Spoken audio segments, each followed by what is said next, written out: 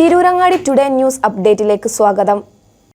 വീടിന്റെ മുറ്റം മനോഹരമാക്കാൻ തിരഞ്ഞെടുക്കുന്ന സ്റ്റോൺസ് ഏറ്റവും ക്വാളിറ്റിയുള്ളത് വേണം. ഏറ്റവും അഫോർഡബിൾ പ്രൈസിൽ ഏറ്റവും ബെസ്റ്റ് ഡെസ്റ്റിനേഷനിൽ നിന്നും. ഫ്ലോറിംഗിൽ ഏറ്റവും best Pasco paving and euro tiles. നിർമ്മാണത്തിലെ സമാനതകളില്ലാത്ത ക്വാളിറ്റി, വിദഗ്ധരായ തൊഴിലാളികളും ഇൻസ്റ്റലേഷനിലെ കൃത്യതയും, കുറഞ്ഞ ചെലവിൽ വീട് നിർമ്മിക്കാൻ ആവശ്യമായ ലോക്ക് ബ്രിക്സിന്റെയും ഹോളോ ബ്രിക്സ്, AAC ബ്ലോക്സ്, ജാളികൾ എന്നിവയുടെയും ഗംഭീര കളക്ഷൻ. ഇതെല്ലാം ഇത്രയും വിലക്കുറവിൽ. നിങ്ങളുടെ മുറ്റങ്ങൾക്ക് പാസ്കോയുടെ ഉറപ്പ്.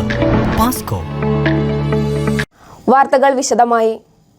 കോഴിക്കോട് നഗരമധ്യത്തിൽ ബസ് മറിഞ്ഞുണ്ടായ അപകടത്തിൽ പരിക്കേറ്റ് ചികിത്സയിലായിരുന്ന യുവാവ് മരിച്ചു. കോഴിക്കോട് സ്വകാര്യ ആശുപത്രിയിൽ ചികിത്സയിൽ കഴിഞ്ഞിരുന്ന കൊമ്മേരി സ്വദേശി മുഹമ്മദ് സാനിഹാണ് മരിച്ചത്. 27 വയസ്സായിരുന്നു. മറ്റൊരു ബസ്സിൽ ഉരസി നിയന്ത്രണം വിട്ട ബസ് എതിർദിശയിൽ നിന്ന് വരുന്ന മുഹമ്മദ് സാനിഹിന്റെ ബൈക്കിൽ ഇടിക്കുകയായിരുന്നു.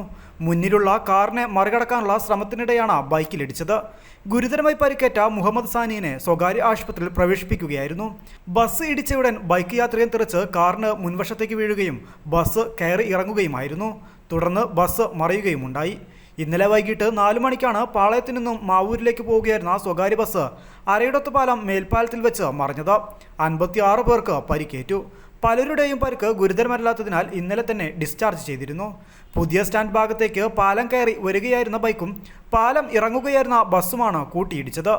ഇടിയിൽ നിയന്ത്രണം വിട്ട ബസ് പാലം തീരുന്നിടത്ത് റോഡിന് വലതുവശത്തേക്കാണ് മറിഞ്ഞത്. ഫയർഫോഴ്സും പോലീസും ചേർന്ന് ബസ് ഉയർത്തിമാറ്റി റോഡ് വൃത്തിയാക്കി. 6:30-ഓടെയാണ് പാലത്തിലൂടെയുള്ള ഗതാഗതം പുനഃസ്ഥാപിക്കാനായത്. News desk, Tirurangadi today.